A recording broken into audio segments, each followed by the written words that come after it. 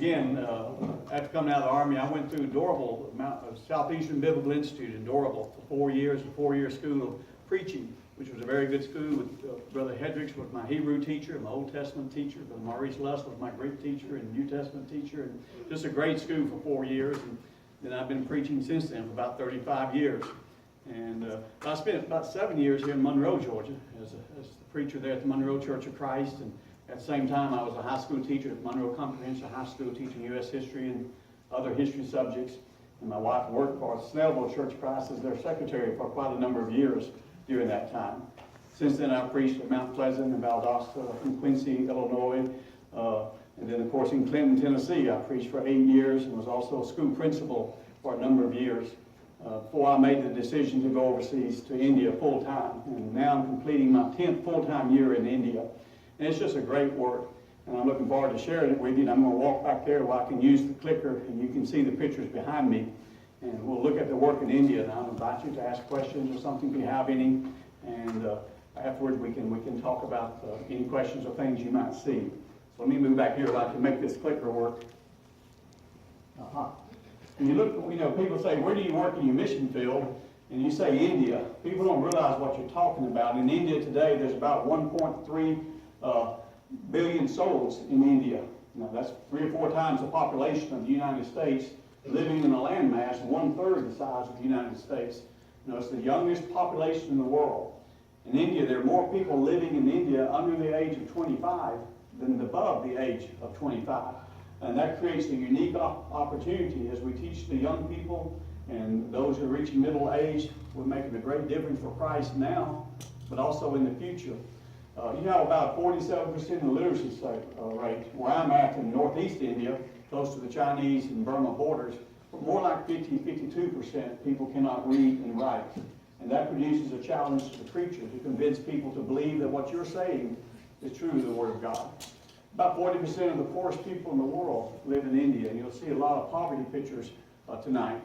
And within India, they estimate 50 million orphan children, and that number grows because of so much problems and death and diseases that plague India, and of course the many wars that take place around India.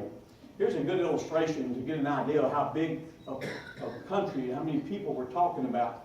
But we can take all the population of the United States and all the population of Canada and Mexico and Britain, and we can add all these 29 other countries that I have listed here. Put all their populations together.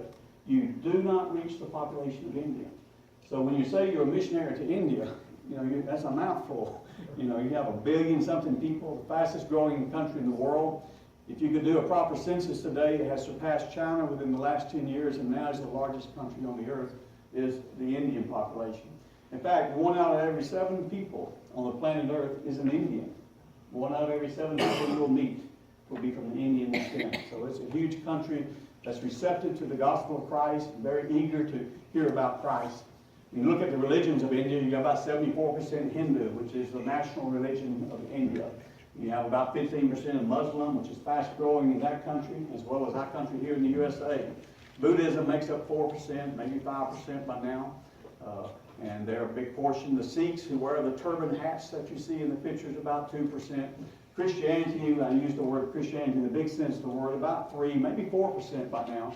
And then all other religions make up 2%. So you see we have a great work there to turn people away from idolatry and away from over 100,000 gods who make up the pantheons of gods in India. Everything you can imagine to be worshipped is worshipped in India. Many people worship the rat god. They buy a little bowl of milk and they go in, they sit it down, the rats eat it, and when they're licking that milk, they're worshiping their rat god at the rat temple in Mumbai. Just many. The monkey god called Humanum, is a highly worshipped god, the god of business, along with the Ganges, the elephant god. But anything you can imagine to be worshipped is worship. Many of them are mythological gods that they worship. But here's the route that I take from Knoxville, Tennessee, where we live, close to Clinton, Tennessee, bedroom community of Knoxville. And when I fly over to where I'm located in India, and you can see northeast India where I'm located, you see the big subcontinent of India. We have a lot of work going on. Most of our mission work has been in South India and Tamil Nadu and Andhra Pradesh. We estimate in Andhra Pradesh right now 10,000 churches of Christ. in that one state. And these are small congregations throughout the little villages. But we now estimate there's well over 3 million members of the Church of Christ in India. In fact, there's more Christians in India than there are in the United States of America by our taking of census. But again, you're dealing with a population that's just tremendous. But these are the different works that I'm involved in. Some of them, there's more, but these are the ones I'll concentrate on tonight in our work. The Mustard Seed Village is a boys' children's home, okay, an orphanage. I never use the word orphan, but this is my first work that we started there. And we have now about 68 boys that live at the Mustard Seed Village. Okay? Of course, this comes from the little parable that Jesus gives in Matthew 13. But they're a fine group of young boys. Most of them are orphaned with tragic past, you know, that are very fortunate to be with us, and we're very fortunate to have them to come and work with us. They're divided by cottages, so each group you see here is a different cottage. We have about 6 cottages for the boys. We used to have widow women, but that didn't tend to work out too well. So now I use the older boys as monitors in the cottage, and they do a great job of taking care of the children there. And you can see the different groups, there's many of these children. And here's a typical family coming to me. These are Kuki, K-O-O-K-I, from the Kuki tribe.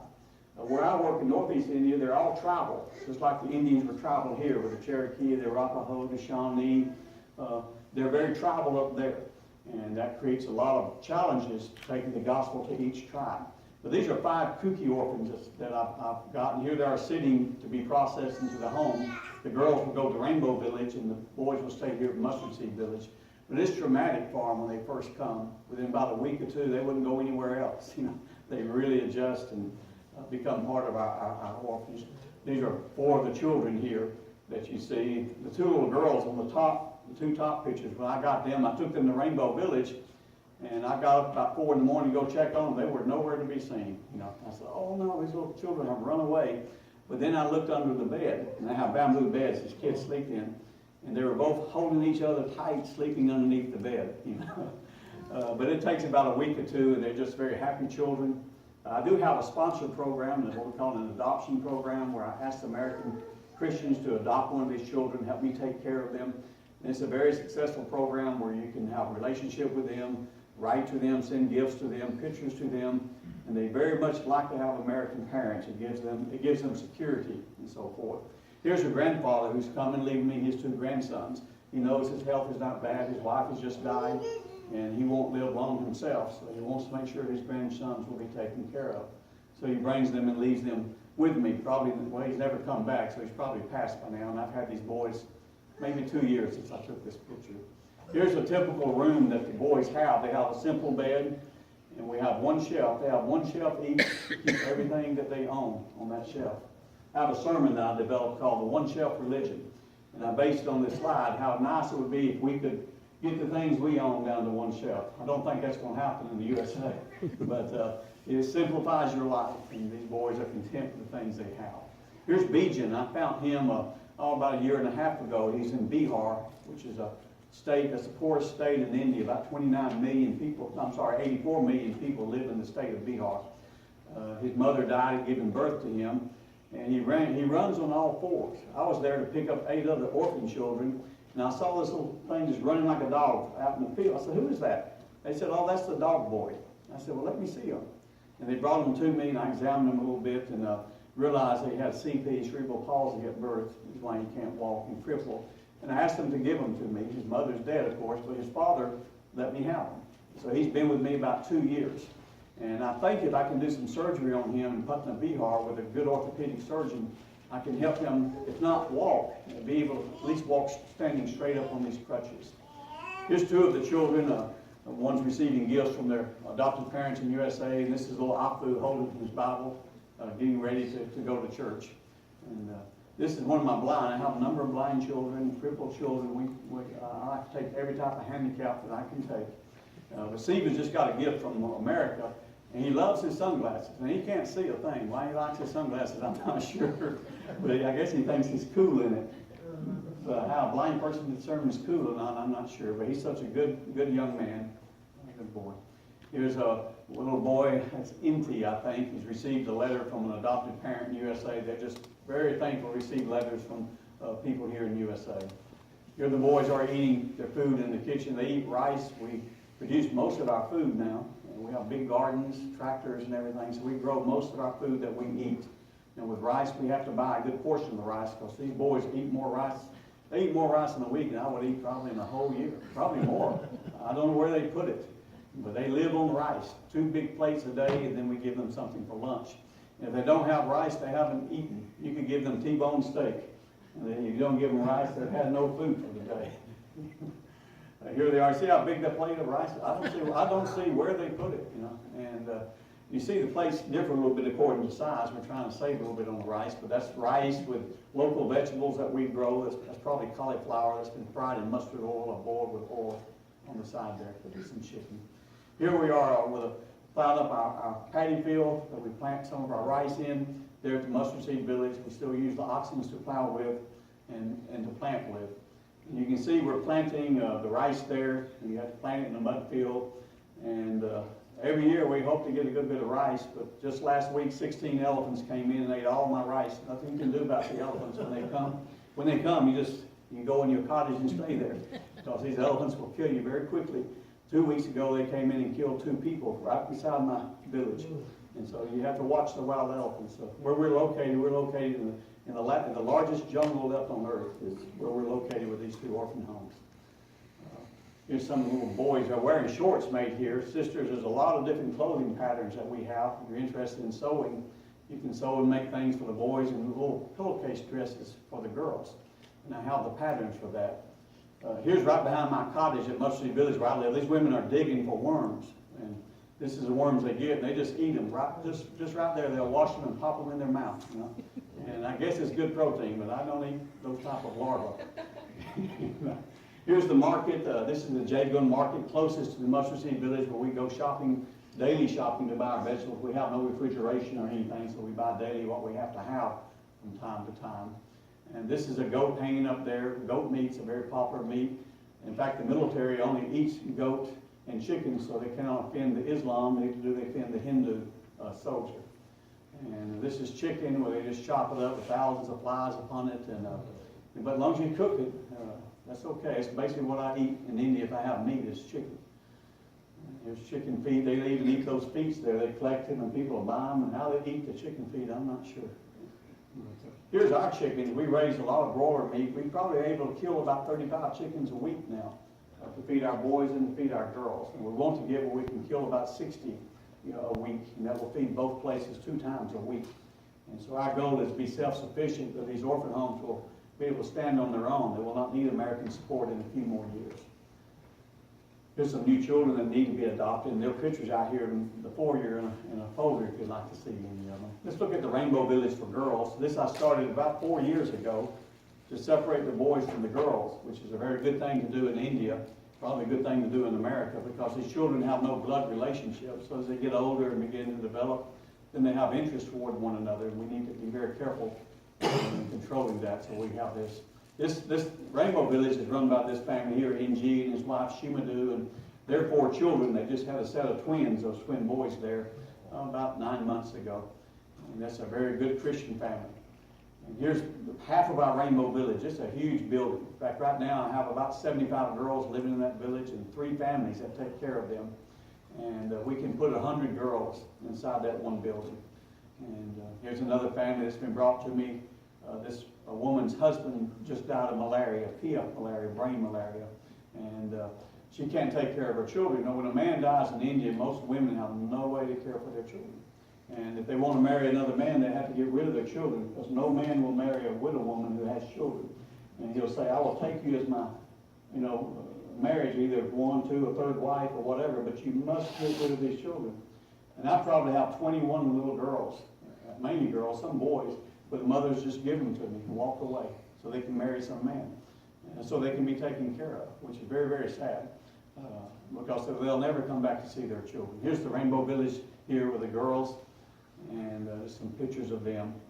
And here's where I've been to pick up this little girl. Her mother just put her in my hand. She turned away from her, never to see her again. Her name is Binu. And of course, she's very sad right now as I carry her back to the village. But now she's been with me maybe 2 years. Very happy little girl and very bright child. And so here's some of the pictures of the girls and with some new clothing that we just purchased for them. You see, we're really individualizing the clothing, right? I don't have time to individually shop. And here's some of the other girls with their little dresses on. And all this land you see around there is our land. We have 16 acres there that we try to keep under cultivation to feed ourselves as much as we can and save as much money as we can. Okay? And our girls are divided into color groups, and they do everything by their color groups. Pink, yellow, all the colors of the rainbow make up the Rainbow Village. And their chores, whether it's slopping the pigs, whether it's working in the kitchen, whether it's working in the garden, whatever the chores is, they rotate by their color group week to week. It works out really good. And these girls are hard workers. All these children, when they come to me, usually have no education. You know, they haven't been to school. So when I put them in my school, and we have a private English medium school that we're running, and they have to begin very young. They may be 12 years old, and I have to put them in kindergarten. Okay? And so we help them try to move through their grades and as much as possible. They're standing in our corn patch there, and corn's higher than most of these girls. But some of these have been with me for 8 years. Some I just got maybe a couple of months ago. And they're just precious girls, really growing up. This little girl you see sitting in the front, she's 22 years old and about 3 feet tall. She's a dwarf. Okay? She was brought to one of my medical clinics and thinking someone medical worker could maybe have some medicine for this child. No way you can help her. But her mother never let her go to school, just kept her sort of locked up in a little house, bamboo hut. And so I said, give me this little girl, and she did. So she's been with me about a little over a year now, and she's a smart little girl. Of course, at 21 years old, I put her in kindergarten, okay? Can you imagine that? But now I have her in 3rd grade. Within a year and a half, I was able to move her 3 grades. She's that smart. And so I hope to get her at least through class 8, and then maybe we'll find some kind of work that she can do with us. She's a good child. There's some of the smaller ones sitting there, but notice, sisters, these are pillowcase dresses. Easy to make. You just take a pillowcase, cut the top off of it, put some ruffles on it, put 2 straps on it, and it's ready to wear. I think I might have to make one of those. I'm not sure. But that's a good little thing to be involved in, because these children love these type of dresses. And in the jungle, they're just perfect to wear in the jungle. Here our girls are learning how to sew. That's one of the things we teach them very young. Most of them learn to sew by hand, but we have 4 foot pedal sewing machines where you don't have to have electricity. And that's a very common sewing machine over there. And they learn how to sew with the foot pedal machines. Where we're at, right now we have a tea garden, what you call a tea plantation. We have over, maybe 2,000, maybe 3,000 tea plants now. And we're just beginning to pluck tea. This year we'll be able to pluck 500 pounds of tea. And we sell that tea. That money goes to help take care of the orphan home. We have 300 orange trees. I don't know how many papaya, banana, pineapples. But these are 100 coconut trees we're planting there. And this is the only tree you can imagine. That's all that white stuff there is salt. Coconut trees must have much salt to grow.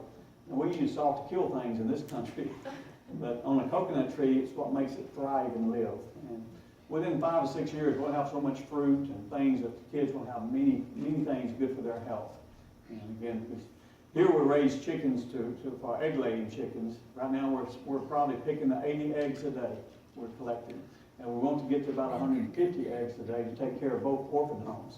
And sometimes something will come out of the jungle, a black cat or something. One came about 3 months ago and killed about 30 of my hens, laying hens. But we was able to trap it the next day and took care of that animal. Here our girls are working. This is a group working in the garden. Looks like they're hoeing up around the maize or the corn. Here we are sticking beans and so forth. I try to tell people that all these seeds I usually bring from USA. I go to Walmart and those 20-cent pack of seeds, you know what I'm talking about? Every one of them will grow over there. And in the jungle, we have a year-round garden. We get through one, we start another plant. And so it's interesting. I take seeds over there they don't have, like the white squash, the white scallop squash. They'd never seen one. And man, they were taking pictures of it with their little cameras, and then people in the town was coming out and taking pictures of it because they'd never seen white squash. But all that stuff grows, and that really feeds the children. Here's the cornfield, much corn we can grow. They call it maize. And here's my medical clinic that we just finished, where I have midwife training, where I bring women into the jungle. I teach them how to deliver a healthy baby. India leads the world in women dying in childbirth and babies dying in childbirth because there's just uncleanness of the process of using a dirty machete to cut the umbilical cord, or just terrible things, And so we train women how to, and then we give them birthing kits, which churches make for me here. Those birthing kits. And those birthing kits saves the lives of the mother and of the baby.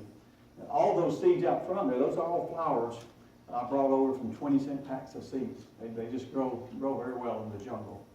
You can see the girls waving from the cornfield, but if you see our building way in the back, you get an idea of how much land we have there for cultivation. And it grows very well. I think within a couple of years, we'll be fully self-supporting with the vegetables and the corn that we're growing. Girls have a little bit of free time, not much here. They're fishing a little bit. I'm never having luck catching fish in India. Not too much over here, but no luck in India. Here out on the tiller, we have a riding tiller there that you can sit on. I'm plowing up a potato field. We do grow a lot of aloo, which is a Hindu word for potato, and so forth. And pictures of some of the smaller children. And they all have a story to tell. I could tell you a story about each one of them. Some of them would break your heart, but we don't have that time tonight. So forth. These are blind children that I have. I've had most of them for several years. Kanchan in the blue vest, she's been with me the longest, and she's a very bright girl. Angeli on the left is 22 years old, and they all read Braille. We have the Braille Bible. They can read the Braille Bible very clearly to you, very quickly to you, and we hope to help them be productive. Right now we have the two girls living by themselves in their own cottage. I've taught them how to use my microwave, how to position the button to be at 1 minute, 2 minutes. And so now they invite me over for tea. And next time I said, okay, I want you to have some rice for me. So let's see what happens on my next trip here in 2 or 3 weeks. Here's some children receiving gifts to Sonia on the left. She's probably 18 years old. And Miss Gracie on the right. Bath time for some of the children. The more you can get in the tub, the sooner you can get through. And then we're in the pig business. I'm trying to really raise a lot of pigs because you can sell pigs for a lot of money in India. If you get married in India, the one meat you won't have at the marriage feast is a big pig. And I'm known for raising very clean pigs because we feed them only rice from our kitchen. And we worm them all the time. Once a month we worm them. And so they come to buy my pigs and we'll pay good money for a big pig. We like to have them all up to 90 pigs if we can in a couple of years that we grow in different stages. But the girls named these pigs. This one's named Snorty and Shorty. You can see Snorty over there with that snout. That's the smallest snout I've ever seen on a pig. And that pig jumps like a deer. He would just stand and he could jump up and go right over it. And out of this thing, we had to build it, maybe 4.5 foot tall before he was able not to jump out. I don't think he likes his girlfriend. I'm not sure. And this is Romeo and Juliet. They don't have to worry about suicide. We'll take care of that when they get big enough. But then we're trying to develop a breeding program. I'm having a hard time getting them to breed. And I had a veterinarian about a month ago tell me, you're going to have to castrate every male pig except one. You know, and I wasn't raised in a farm. I had to learn as I go. So I called NG. I said, all right, get the razor blade out. You've got to take care of all these poor male pigs except one of them. And so now we'll see what happens. Here's some of my older girls. I have that's about 19 teenage girls I have now, so pray for me, okay? I had 3 of my own teenage daughters over here, April and Amy and Gretchen. And of course, they're all married, 2 teachers and one's a nurse. And but now I thought when I got all mine married and good Christian men, I thought, I'm finished. Now I've got many more coming I have to worry about. But they're good kids. They have much study time at night. We have a very regimented schedule. These girls and boys go from morning to night with schedules, Bible studies, full day of school. And they really study hard at night to catch up in their studies because they really want to do something with their life. And with my daughters, I really stress to them that I want you to become educated, become a nurse, become a teacher. I will find the money somewhere to make sure this happens for you. So you don't have to just marry any man to be married. And if your husband dies, you don't have to go marry someone else and lose your children. You take care of yourself first, and then you marry someone. In India, it's usually arranged marriages, and I have the right to arrange their marriage, but I don't believe in that. I believe in love marriages, and hopefully that will happen between them and my Christian young men as time goes on. Skip that picture. There's a long story there. This is one of our girls. This is a dress she made. I just told her, let me take a picture. They're very good at, again, sewing. And we sometimes send, 3 yards of material with a pair of scissors, some needles, and thread in a little bag. And they can take that bag and make a beautiful dress, stuff out of that. Many things for the sisters to do to help in this work if they want to. Here's the twin boys. That one smiling, he's looking right at me. He thinks I'm the funniest thing he's ever seen. They know very quickly, they know my white skin versus the Indian brown skin. And they just think I'm funny. Huh? I may have to give him up for adoption, I'm not sure. But, these are some of the older girls there in my little cottage there cooking a meal for me. They learn how to cook, and they work in the kitchen and rotate in the kitchens. They cook every Saturday and Sunday by groups. But these are Malichi and Acha and Parenti and just Monica. They love to cook, and I just take a lot of acid indigestion medicine with me when I go over there. Here's a traditional wedding there with the Lisu. Most of these girls are Lisu girls from the Lisu tribe that came out of China back there in Chiang Kai-shek when they rebelled and became communist China.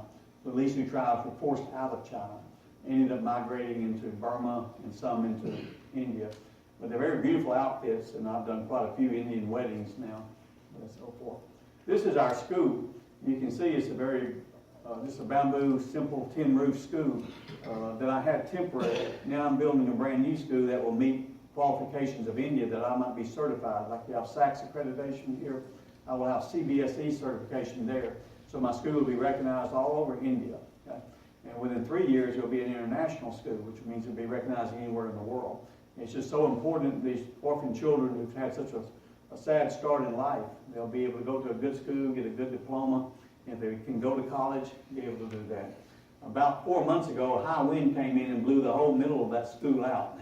It really doesn't exist anymore. And so right now, my boys are studying in Mustard Seed Village, and the girls are studying at Rainbow Village until we finish the school. And you can see the simple bamboo buildings that we have. And the girls are working, just studying temporarily in these buildings. This is Angelique, one of our blind girls. She's reading the Gospel of John there in Braille. And they can read very, very quickly. We can too, because we have seeing eyes, we can pick up Braille. But they read with their 2 fingers very quickly. Here they are studying. This is Bolingi, and there's a little Asha there, Weekum. That's Gracie. She's a very smart little girl. I may be bringing her here to live next year with my niece, who's been over there too. Will be going with me next month. I was there back in February. And we don't want her to be adopted, but we'd like her to come and go to school here. Or maybe go to medical school, or maybe go to legal school, become a lawyer, and can go back and be a very help to our work long after I've left this earth, before she would graduate from college. But she could be very helpful. Here are our children eating their lunch as they're going to school, and it's very, very orderly. They just do a great job. We have a vocational training program for our boys and girls, but predominantly for our boys. You have to remember, these boys, they come to me, they may be 12, 14 years old, never been to school. So the best thing I'm going to ever do is get them to maybe 8th grade education. If I'm very, very lucky, I get them to a 10th grade education. And so what I want to do the last couple of years of their time is to train them vocationally, either as an electrician, a plumber, or carpentry, masonry, ironsmith work, motor mechanics. And so we have all this that we're developing, and they learn how to do that. So when they leave me at 18, when they age out, they can go out and find work and find a job. And this is Brother Hong Lung, who oversees the vocational program. He does a great job with that. There's some teaching going on, and the boys doing carpentry. This is my new school that I'm building, and really a stressing need I have right now is to raise the funds to finish this school. We're about 2/3 through. Let me just let you see the pictures quickly. And this is being built right out in the jungle, okay? But we'll be able to hold 500 students, and I will eventually have 200 orphans, okay? And so what I'm going to do is tuition 300 seats out. And from the tuition, it will pay for the whole school.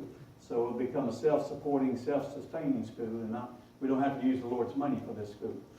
Though it's a Christian school, they study the Bible first hour of every day. And we have devotional. All our teachers need to be Christians and highly certified. So it's a good school.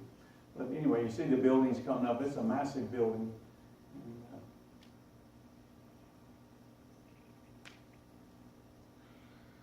Toilets coming in and so forth. One of the things I wish I had a little more time to talk to you about is the evangelism program that we're involved in. We call it the Antioch program. We started this 3 years ago now. I've been in India full-time 10 years and been going there for almost 15 years. Okay? And one thing I realized in India, most of our churches are in little bitty villages out in the jungle, and that's fine. We need the Lord's church everywhere. But in India, we need to create self-sustaining Indian congregations with Indian preachers, eventually Indian deacons and elders, full-grown congregations that support themselves, that doesn't need American money. And so I began the Antioch program based on the the journeys of the Apostle Paul and what he did. He would go into the large cities, like Ephesus 3 years, Corinth 18 months. He would establish congregations there. And then as people came from the jungles to see the doctors, to conduct business or legal matters, they'll hear the gospel and take it back with them to their villages. So that's the direction we're going. And you see these cities here, Itanagar, Guwahati, Aizawl, Imphal, Kohima, Agartala. These are the capital cities of the 7 sister states that make up Northeast India. And so we want to create self-sustaining congregations in those cities within 5 years. That's our goal. I put them on American support for 5 years. At the end of 5 years, it's finished. Okay? So they have 5 years to grow a fully self-supporting church. In the United States, you say, well, that might be impossible.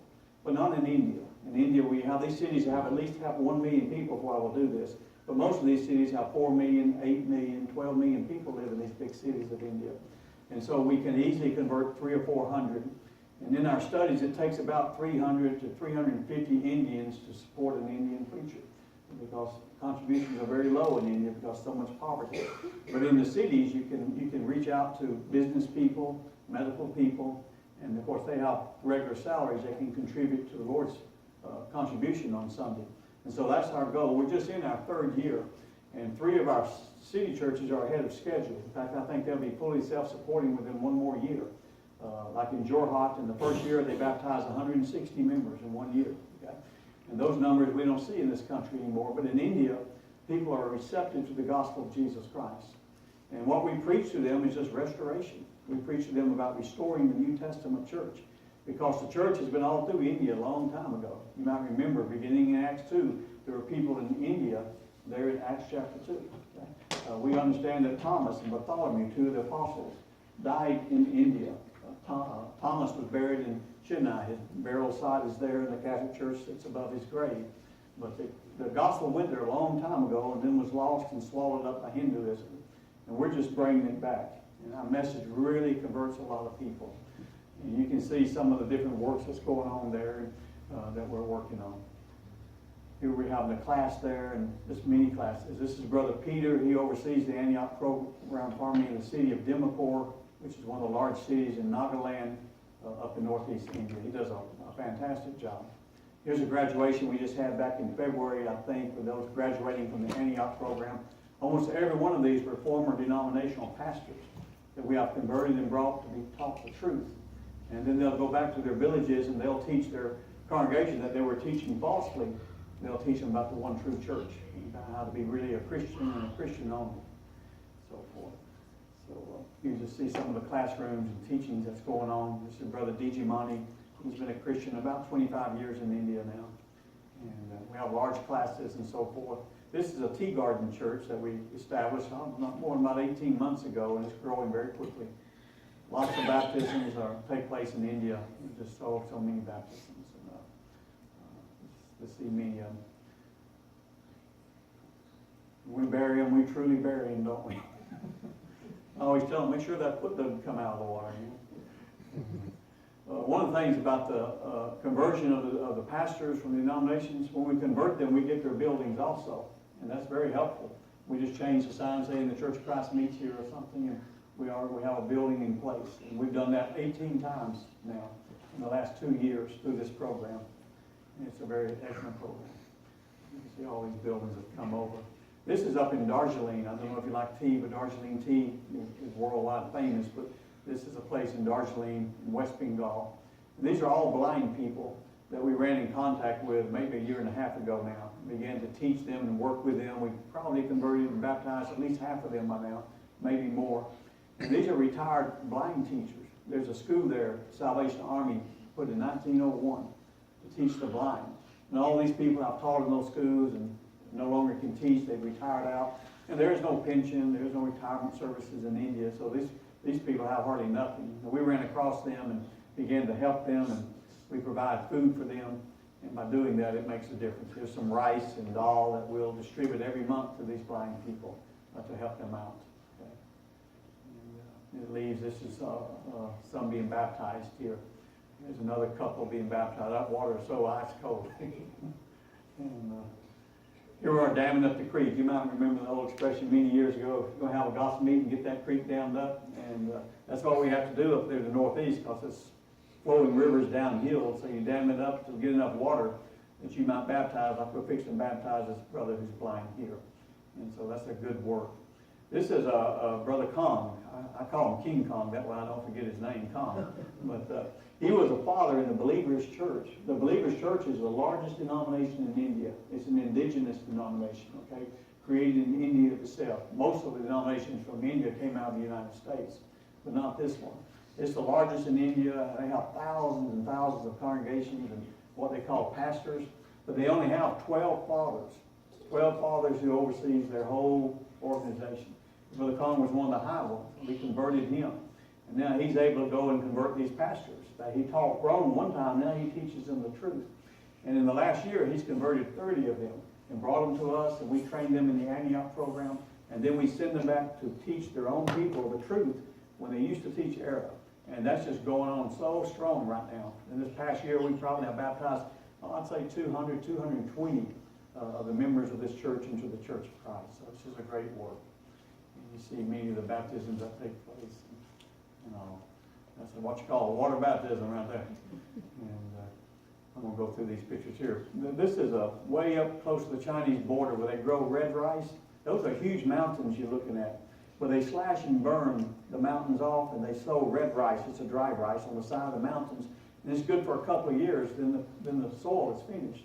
And then they have to move and do that again. They've depleted many mountains over the couple of hundred years of doing that. And they need to come up with another type of agriculture. Here you see they're burning this mountain off to prepare it to plant rice the following year. This is a couple that went through Antioch, and I'm going with them to do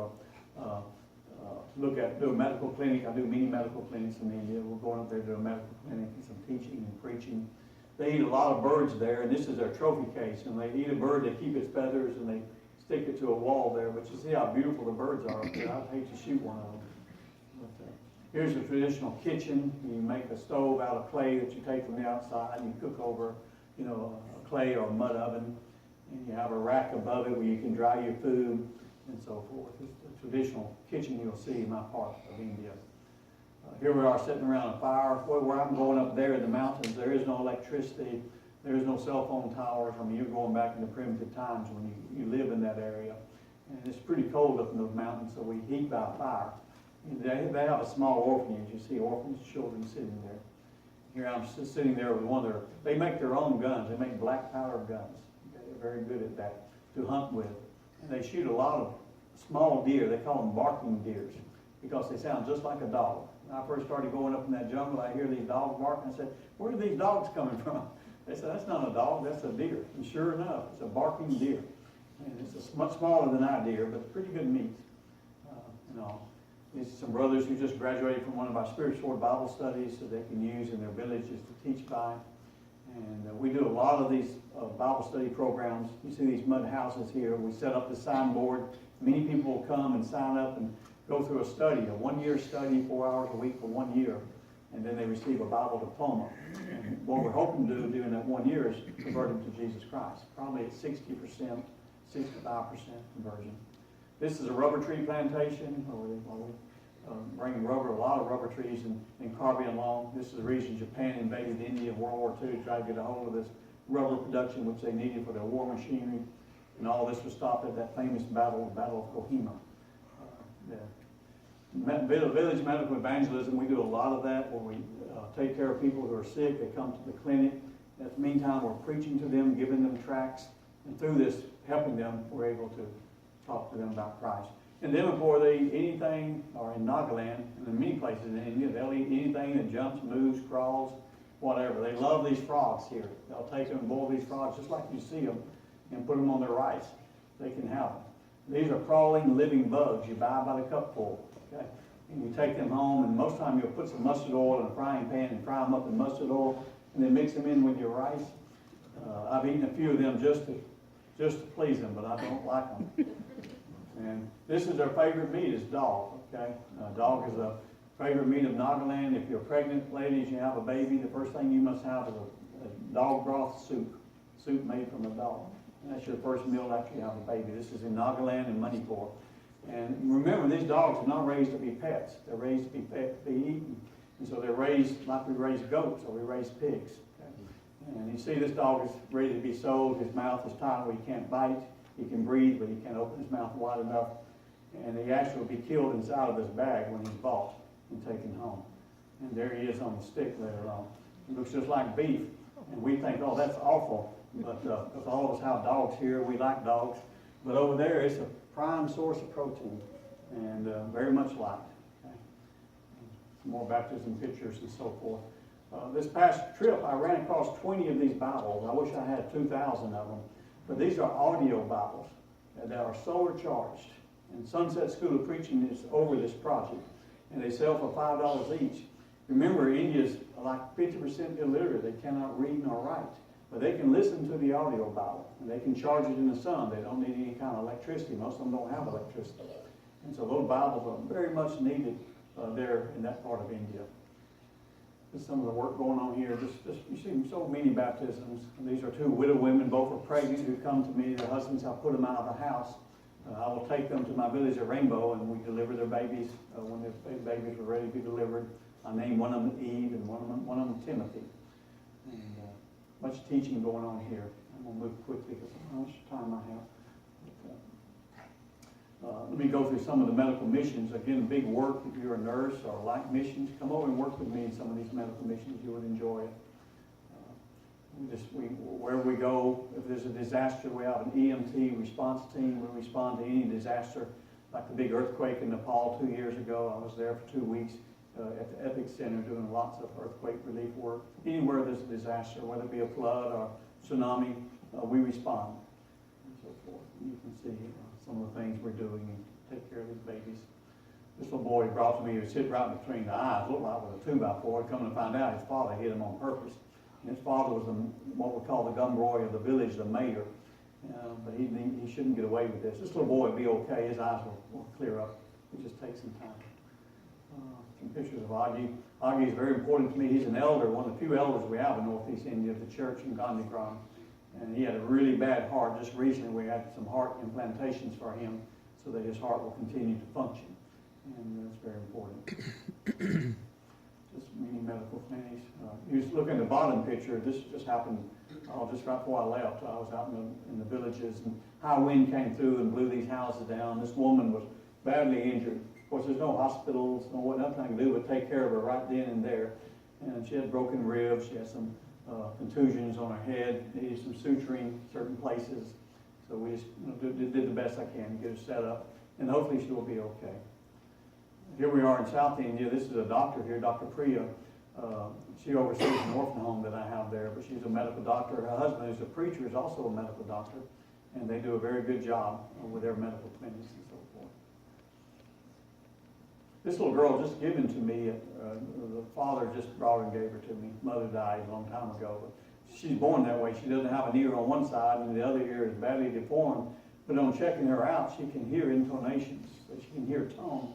So if I can open that ear on the left side there'll be no problem. And we can make her two better ears from her hip and so on to her head, and we hope to do that on my next trip back. In the clinics, you see all kinds of problems with people. This is elephantitis, as they call it. This is where you're bit by a tsetse fly. It goes straight to your feet, swelling of your feet, sometimes your knees. It's permanent. She'll always be crippled. Nothing you can do about it once it happens. This man was in a bad accident. His leg is badly infected. He's coming to my clinic. Hopefully that leg was saved. I'm not sure. We just treated it the best we can. This is leprosy. Leprosy is a big problem in India because of uncleanness, not sanitary, and they don't wear shoes too much. But he will die because of this leprosy here in his feet. The newborn baby here I'm checking out. And, this is rickets because of the lack of vitamins. So many of the babies, boys and children have health problems. Women too. Lack of vitamin A, night blindness is a huge problem in India. If they just had vitamin A, they'd be okay. And this little baby has a severe problem he'll never see out of that eye right there. I have, in my clinics, I might got 300 people might come to be treated. It's impossible to treat 300 people in a day. I'm usually doing the treatment by myself. If I can get 150, that's averaging about 5 minutes a client, a patient, and that's impossible. So I found this signboard there. I thought, well, I'll put that up by my clinic, and maybe some people will walk away. I mean, if I was going to see a medical doctor or something, I saw that dead body ambulance, I think I would go back home. So I'm hoping it might turn some people away sometimes. Another case of elephantitis, it's very sad to see this happen so much. This little baby died from this tumor, ended up being cancer in that eye, but we tried our best to remove the eye, but it just couldn't happen. This young man was bit by a leech. Now, I've been bitten by many leeches many times in the jungle. But sometimes leeches carry terrible germs, and this one infected his leg very, very bad. Now, he's probably okay now. He'll have a major scar, but after taking away a lot of the dead skin and getting him cleaned up and debriefing him and putting him on some strong medication. But you run across things like that all the time. Here's a very sick baby that's come to me. Here's a newborn that I just delivered that baby. And I remember when I named him Joseph, I think I always give Bible names to these children, but just checking them over after the birth. And here's a man that had a motorcycle accident. I'm doing a clinic, so they run him into the clinic, and I'm just taking care of him. A little bit of suturing on his face. It wasn't as bad as it looks like in that picture. You should be careful on a motorcycle. This man getting ready to take his finger off. He had his water buffalo, and he had his hand wrapped around the cord, and that buffalo just jerked so hard it just almost took the finger off. This man just tried to make it stay. No way it's going to stay. It's already dead, so you just clip it off. This is Lucky Lotta. She's one of my little girls. I've got to do a liver transplant on her pretty soon, or she will die. Her liver's in total failure. She had hepatitis. She had hepatitis A, and she had malaria, PF, and her liver is finished almost. And so I'm hoping that I can raise the funds to do a liver transplant on her. I do have her sister with me, and her sister can give me a portion of her liver if I can get it done. Here she is sitting. I had to take her not too long ago to Delhi very quickly because she had abscesses appear in her esophagus and began to vomit blood like crazy. She lost 3 units of blood within about 8 hours. So she's just waiting for me to try to raise the funds that might save her life. This is Calcutta. I'll end with these. I think I'm past time now, so thank you for your patience. But Calcutta is the first city that the British built. They call it Kolkata now. But it's, got 24 million people live in this city. That's more people than you take Georgia, Tennessee, Alabama, North and South Carolina. You put all of them together, you don't have 24 million people, okay? And that's all in one city. You have 2 million people that live on the streets. They have lived on the streets for generations. They have nowhere to live. They have over 100,000 street children. And you see the open sewage where people live, and it's the only place they can find to live. Just very sad conditions. Where everything put a covering up. This little girl has a corn I gave her. I'm just taking a picture. This is a Howard Bridge, built by the British about 1946, I think. And it's the busiest bridge on earth. 1 million people a day walk across that bridge. Think about that. 1 million people a day walk across that bridge. And a lot of them make their living by carrying these heavy packages and so forth back and forth across the bridge for maybe 10 rupees or 5 cents to go across the bridge one time, trying to make a living to buy some rice. I took this picture of this little old woman. You see this all over Calcutta, all over India. There's no Social Security, no health care, no food stamp, nothing for the aged, okay? If you don't have family to take care of you, you end up like this, sleeping on the streets. And, I think 1 million people a day walk by her. I wonder how many even noticed her. I wonder if any ever stopped and said anything to her. Probably not. Very little compassion among the Hindu religion. It just doesn't exist. This is just some more pictures of Calcutta. This is where the poor people go to bathe. Those 2 million people, they don't have bathrooms or anything like that. They have to go take their baths, and it's called the Hooghly River that flows under the Howard Bridge and so forth. And I'm just taking a chai break here. And you see some of these children, just very poor children, so much in need of help. And men making a living with very heavy loads, whatever they can do to make some money. Children sleep on the street. These are street children, wherever they can find to lay down. A lot of them are kidnapped or abused or put into sex trades. There in Calcutta, there's one area about maybe 10,000 square feet. There's over, no, I'm talking a little bit bigger than that, but they estimate 10,000 prostitutes live in that area. It's called Sanjagachi.